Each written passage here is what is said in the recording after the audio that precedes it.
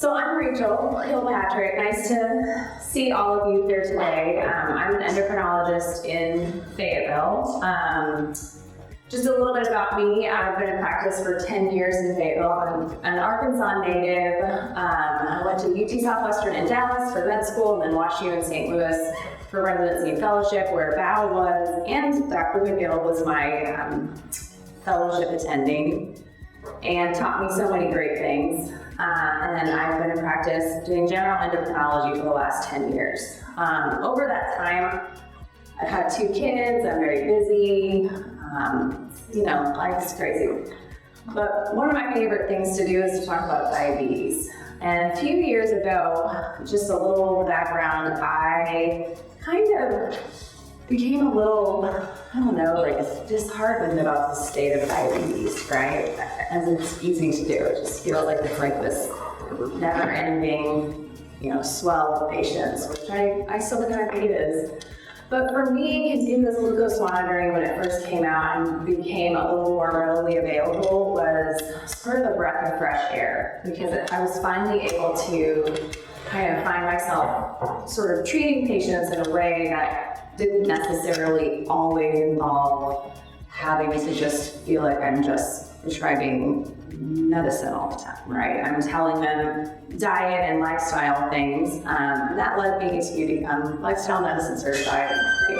So we're going to talk about CGM, what this is. This is nothing I'm going to say here today is really probably going to be any news to you. This is really just going to be kind of an overview of continuous glucose monitoring. There has been a barrage of diabetes technology over the last 10 years since I've been in practice.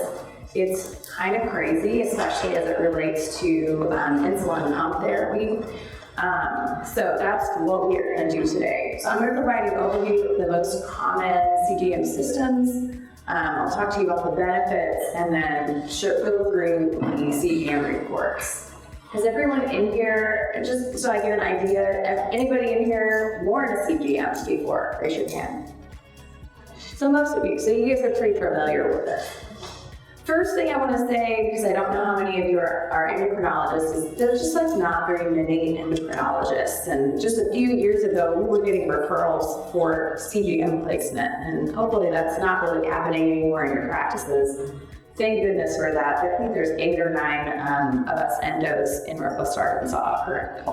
And diabetes is super common, right? So as of right now, according to the CDC, 11.6% of the U.S. population has this. This is a primary care disease. So all these medicines we're talking about, SGLT2 inhibitors, GLP-1s, knowing how to effectively manage, especially type 2 diabetes, but even type 1 is a primary care thing. And there are just more and better things coming out all the time. So it is estimated that someone with diabetes has to make 180 health-related decisions per day. How they're going to behave themselves, what they're going to eat, what they're going to drink. Are they going to have alcohol? Are they a college student? Are they going to a party? Are they going to take their medicine? Are they going to check their blood sugars for their doctor appointment? So this is a lot, and this is very burdensome. The way that I think about diabetes is really kind of this mystery sort of thing, right? It's a very complicated condition. When patients come in and they're overwhelmed by this, all of these factors that influence glycemia every day, right? I know so many times I've been in clinic and heard the story, oh, I don't understand. I eat the same thing every day. I take the same dose of insulin and does something different every day. And I'm like, well, did you sleep well? Did you have a glass of wine last night? Did you exercise? Did you whatever you want in on this slide? And I hand this out, by the way, sometimes when I'm having that conversation, because it's a lot. That's a lot to manage. And I'm going to flip through there. So that was actually a video I took. That was a patient of mine, had diabetes for 75 years. She actually just passed away a couple months ago. Oh my gosh, she's one of my favorites. And she was telling me about the evolution of checking her sugars. It was wild, like peeing on a thing, then having to light a match and look for color change, to peeing on sticks, and then finger sticks. And now here we are talking about CGM. And fortunately, all of you in this room know what I'm talking about. Just 4 or 5 years ago, that wasn't the case.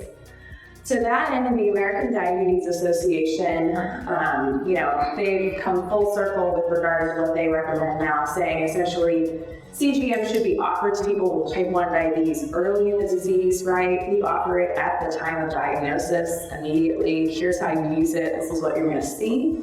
And then it should be offered also to patients on any injections, pump therapy, and basal insulin. We all know there's also benefit in other groups. So what exactly is a continuous glucose monitor? It is a little device that sits on the skin, and there's a nice little sensor filament that goes into the skin, into the interstitial fluid. Glucose diffuses freely from the capillaries into the intracellular space or interstitial fluid. And so we're essentially there's an oxidative reaction that's occurring, and that oxidative reaction is measured by some special mathematical equation, and then it reads to our phone or our device and tells us what our blood sugar is. Because the interstitial fluid is not the same as capillary blood sugar, it's not maybe quite as up to date, there is a little bit of a delay. And that's important when we are teaching patients about how to interpret CGM data, that when they look at those numbers, they may not be up to date. The blood sugar is changing. These are the CGM options. So CGM has been around a long time, so going on 20 years here. And I'm primarily going to talk to you about these two particular brands that are more readily available and easier to prescribe. But there's different iterations that have come out over time, and it's just been a lot, right? So all of these technologies have changed over time, and fortunately for us and our patients have gotten better. So I'm going to start with the overview of the FreeStyle Libre 2, or the FreeStyle Libre system. So all of your patients probably have seen the commercials for this, right? They all know about it, they want to come in and talk about it. So the original FreeStyle Libre, this is the Libre 2, it's most recent. It's 14-day wear on the back of the upper arm. You scan it for blood sugar, so that's important. But the patient does need to scan. It does provide a blood sugar every 1 minute in terms of backfilling the information. There is a receiver available for our patients, and importantly, for continuous glucose monitoring devices, patients on Medicare are required to have a receiver device. It's just a Medicare rule, and so that's important to know. The patients can download the Libre Link Up app for either of these devices and have followers, so college students, children, elderly people, those are people we want to have followers for. And both of these devices provide real-time alerts, so you can set a low alert, high alert, and a signal loss alert, so you know you're not protected. It's an all-in-one transmitter sensor in both cases. You put it on, you wear it for 14 days, you peel it off, you throw it away. Okay. The difference with the FreeStyle Libre 3 is you don't have to scan. You scan one time to essentially turn it on and activate it, and it's much smaller, as you can see. There is the receiver available, and both of these work with Android and iPhone. There's also Plus versions. So I'm not going to go into this, but I'm going to talk later, I think, about pump therapy. So the Libre 2 Plus, you really probably only prescribe it if you were wanting to prescribe that in conjunction with the pump. FreeStyle Libre 3 Plus is now out, so that you are prescribed new FreeStyle Libre sensors. This may be what is going to essentially replace the FreeStyle Libre 3. You do not have to switch patients right away. It will still work with the FreeStyle Libre 3 app on the phones that the patient already has. And the wear time is 15 days, so that a 30-day supply now is just 2 sensors, not to be too complicated. This is approved for integration with pumps, and hopefully eventually will actually work with those pumps. And then I did want to just make mention of the over-the-counter stuff that Libre has come out with. There's announcements about this. These things are not yet available. But the FreeStyle Libre Rio is designed for patients with type 2 diabetes who do not use insulin, and really give those patients control on diet and lifestyle alone. And then the Lingo is for people who are just interested in this. I know I look at social media and I see all these companies that are selling for very expensive, essentially FreeStyle Libre. It's like $350, $100 a month, something crazy. Just people that want to look at their blood sugars. So they are kind of getting into that. Okay, next I'm going to talk about the Dexcom, so the other sort of big system that we use for continuous glucose monitoring. So the Dexcom G6 is the older version of the Dexcom, kind of is the two-piece system. This is how most of these sensor systems started, in two pieces, having a transmitter and a sensor. So this transmitter lasts for 90 days, and the sensors in this case are changed every 10 days. For our old friend, the G6, it was worn on the abdomen primarily. That's where it was approved. And the patients would change out the sensor every 10 days, replace the transmitter. It works on also iPhone, Android, as does the G7. And this is the one that is, has been integrated with the many pump systems that we use and are familiar with. And so as time has gone on, now we have this newer iteration, the G7. And the G7 is also in transition with our pump systems so that it will now work with many of these pump systems. With both of these devices, there's no scanning required. It provides the blood sugar every 5 minutes. And the patients can hook, in the case of pump use, can hook the device to the pump and to a phone, so they can have it in both places, importantly. That's important because both of these devices, just like the Freestyle, have the Follow app, so patients can have following. The first thing I do when I'm seeing a college student, for example, a University of Arkansas student, is to ask, who is watching your blood sugars? Is it hooked to your parents, or do you drink alcohol? Do you go out a lot? What does that look like? The alerts are very similar. On the G6, there is this rise and fall alert. I never ever really used this. Now on the G7, we have the ability, say on a patient's phone, to set up a rise and fall alert that is actually tethered to a blood sugar, right? So imagine your blood sugar is 40, you have your rise alert on, and your sensor starts to beep at you because your blood sugar is rising. You don't care, right? But maybe you want to know if your blood sugar is going up really fast, so your blood sugar is over 250. Okay, so now we can do that with the G7, so it's a little bit better. And imagine it's Thanksgiving and you're eating pumpkin pie, you have type 1 diabetes, you took your insulin, and you want to know if you stay high, but you don't want to know right away. You really want to enjoy a piece of pumpkin pie you just ate, okay? So if you can delay your first high alert, so let's say you want to know over 220, for example, but you don't want to know for an hour and a half. Okay, an hour and a half, I probably ought to think about some corrected insulin. So it's a little, I think, improvement, especially for patients who are on NDI shots, or even people with type 2 diabetes. Okay, and then the Dexcom G7 is all-in-one sensor transmitter, much like the Freestyle Libre system, as you can see here. Both of these have options for receivers, and both of them are available for apps on the phone. And then finally, in terms of the last option, is the Dexcom Stelo. So this is the Dexcom's version of the over-the-counter continuous glucose monitor. Patients don't have a prescription for it. It is a 15-day wear instead of 10-day wear. It provides readings every 15 minutes and backfills readings every 5 minutes. It's available, this is a little icon for the phone app, and does not provide alerts. So that's important.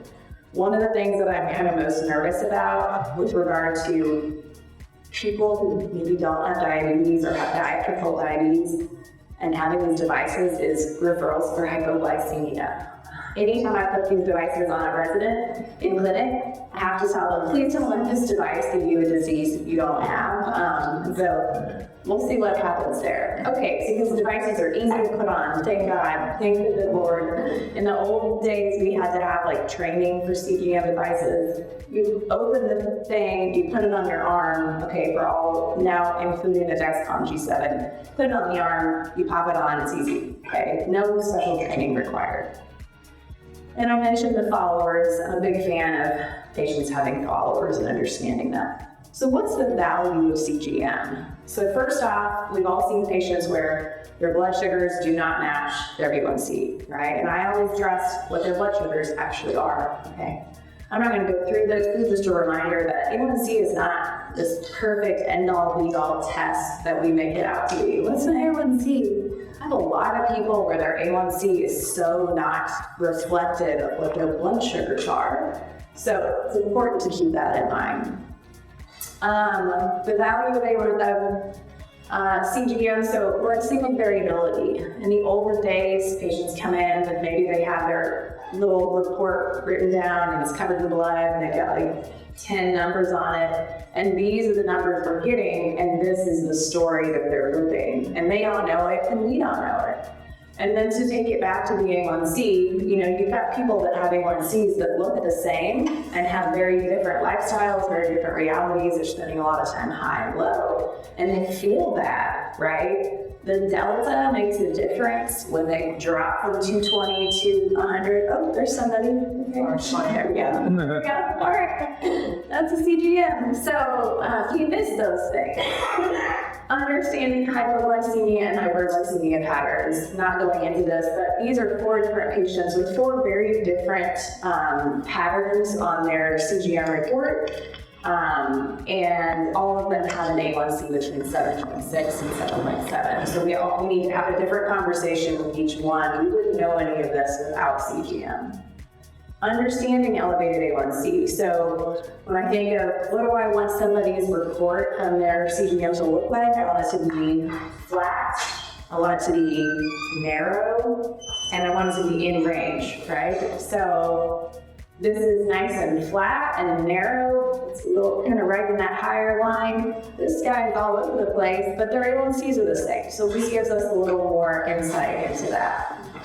Provides an opportunity for behavior change through immediate biofeedback. So as I was putting this presentation together, procrastinating really bad, my husband was like giving me a nice little quote here. It's immediate insight into your body's reaction to certain foods or habits. It's like 360 for your blood sugar. Last night we went to dinner, I ate dessert. Probably didn't even eat dessert at 9 o'clock at night. I'm wearing some CGMs right now just because it's fun, and in fact, my blood sugar got up to like 175. So, you know, that's an opportunity for behavior change. Late night eating at a nutrition like patients is not awesome. And we can take advantage of those alerts in order to help reinforce our patient's behavior, right? We want to kind of drive home using, or, you know, not like the high alert, for example, trying to drive home avoidance of crazy high blood sugars in people who are diet or lifestyle controlled, for example. Okay. It also helps us with understanding needs for insulin adjustment, therapy adjustment. We can use these devices as a baseline assessment. We have no idea. People come in, they don't have any idea. We just put a CGM on and have them come back. And then finally, these devices provide life-saving alerts. So low blood sugars are a big deal. It's the limiting factor for the treatment of type 1 diabetes and giving insulin. So the Libre, we have this nice low alert, blood sugars provided every 1 minute. With the Dexcom, similarly, we have a low alert, and the urgent low soon alert will tell us if it's going to be less than 55 in 20 minutes. So is CGM as good as medicine? There's a whole lot of data out there. This is not a data-heavy presentation whatsoever. I could have deleted some slides, but this is I'm going to point this out. This is a real-world clinical trial. So what that means is not a randomized, clinical trial. This is looking at 3 years worth of data and 94 participants, so it's not huge. Patients on CGM with MDI, so this is insulin or continuous insulin versus finger stick blood sugars, essentially. And what they looked at in terms of endpoints, change in A1C, the thing I want to just point out here is that it didn't matter if they were on MDI or continuous insulin through a pump. What mattered was if they were on finger sticks versus CGM. So A1C lowering is clear here. So if you have somebody on a continuous glucose monitor, I would say the primary reason for this is benefit to the patient, right? If they know, they get reinforcement, they get feedback immediately about what they're eating and their behavior. But the other awesome thing is that you can download these reports from Dexcom, from Libre, and from Medtronic, which I didn't talk about. And these are standardized reports, fortunately, and so they all look a little bit different depending on the brand. So I'm just going to go through this. So the first thing I'm going to start with at the top here, What you see is the date range, and that can be customizable. You can kind of see how long the patient was wearing the sensor, if there's like a break in the time period. The time and range is right up there. This is a concept that really adds to the concept of A1C, right? And it's a lot more like when I'm talking to a patient who clearly doesn't really get it, or even if they've had diabetes, it never ceases to amaze me sometimes that this idea doesn't always like stick. But being able to tell somebody that these are what we want your blood sugars to actually be. So time in range, 70, 180, 70% or greater. We want to increase that time in range and reduce the time below range and time above range.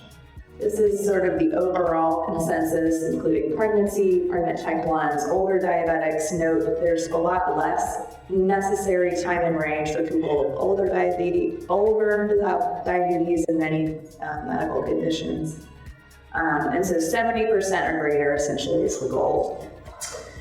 Finally, then we have the glucose management indicator gives us kind of an estimate of A1C. We use that a lot to just have something when we were doing COVID, and we did a lot of telemedicine, right? Having access to these reports was really helpful, and I would still give the patient some good feedback about how they were doing. We also want to take a look at the glucose variability. So ideally, you want this to be like a third or less, so 36 to 33% or lower. And what that's going to tell you is that this sprawl here is tighter, so it's more narrow, right? So on this report, glucose variability is 49%, so it's like taking up the whole page. So it just tells you more about what the patient is essentially dealing with from a day-to-day basis. Okay, and then this is the ambulatory glucose profile. So this is essentially an overlay all the days smushed together, right? It just gives you kind of a big picture. It starts the conversation in the clinic when I'm sitting there with a patient talking to them about this. So this is the median line, what that looks like. Maybe the patient's not taking their insulin, or maybe they're having like Honey Nut Cheerios and skim milk, and that's it every day, who knows? This is the 75-25 range, and then this is 95 to 5%. And that's blood sugars, the last period. And then finally, the daily glucose profile. So this just takes it day by day, and this is midnight to midnight, so you can get really good at looking at these and understanding kind of what is happening in a patient's day and having conversation about it. In terms of continuous glucose monitoring goals, things you want to look at that I've already mentioned is, ideally we want to see flat, so we don't want to see like maybe huge excursions. So in general, the goal is maybe blood sugar less than 180 2 hours post-meal, right? Not going to 300 or 400 all the time post-meal. We want it narrow, so again, talking about that glucose variability being less. And then in range, so getting that sort of baseline under between 70 and 180. So glucose levels are stable, minimal variability, and most of your readings fall in the target range. So even without these reports in clinic, it's still valuable, right? It's valuable for your patients for feedback. And then you can pull up the patient's phones, you can look at their devices, you can pull things, see statistics off of these devices to give you some information, some things better than nothing. I do feel like a lot of times now after this, people don't check their blood sugars because they don't have to. They don't write things down, and there is still probably a role for that, just for behavior reinforcement, but this is still a good option if you need to. Finally, the challenges of CGM are real. We alluded to the fact that I try to tell people, don't let this device give you a disease you do not have. If you have a low blood sugar, let's do a finger stick and double check. But the skin reactions sometimes happen. We use a lot of Flonase for any skin reactions that patients have. Skin tack can help them stay stuck. I was told to call the company and get a replacement CGM if it falls off early. Here, there's tons of third-party grips for all these devices. People are like, "Yay, I'm gonna, offer this to you on Amazon." And then the concept of delayed interstitial fluid. So you've all probably had, I bet, a patient who has sat at home, they're 75, they're a retired engineer, and they are doing a finger stick blood sugar. and they're looking at their CGM, and they're doing it over and over and over again. They're calling you, and then they want to have like a 30-minute phone call about it. Anyway, so it's a good reminder. If your blood sugar is changing, if the blood sugar is going down, if you're exercising, the CGM may be delayed and it may be higher, right? If the blood sugar is going up, the CGM may be delayed and it may be lower than what the finger stick blood sugar actually is. I do not encourage people to just sit around all day and do finger stick. It's just confusing. But I do encourage people to check if they feel like something isn't right. So essentially the take home on this very busy slide is that if your blood sugar is changing rapidly, there may be some differences in terms of what the CGM is reading versus what the finger stick blood sugar is.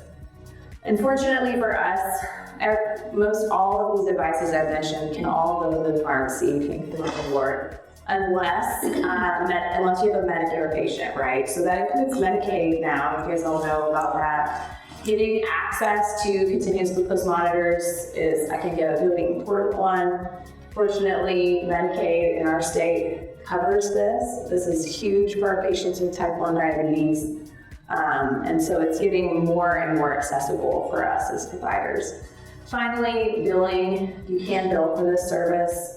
So if you do have a report and you do, make medical changes based on a continuous glucose monitoring report, because diabetes is a very expensive disease to take care of for you. We do a lot of paperwork for our patients. We do a lot of support for our patients. This is a way to sort of recoup some of that, if that's something you're interested in. Okay, so CGM, I would say, is essentially the standard of care. It provides great value for our patients with regards to blood sugar control and safety. And it helps inform us in terms of decision making about what to do. Like, do we need to add a GLP-1? Well, probably so. We probably ought to find a way to do that.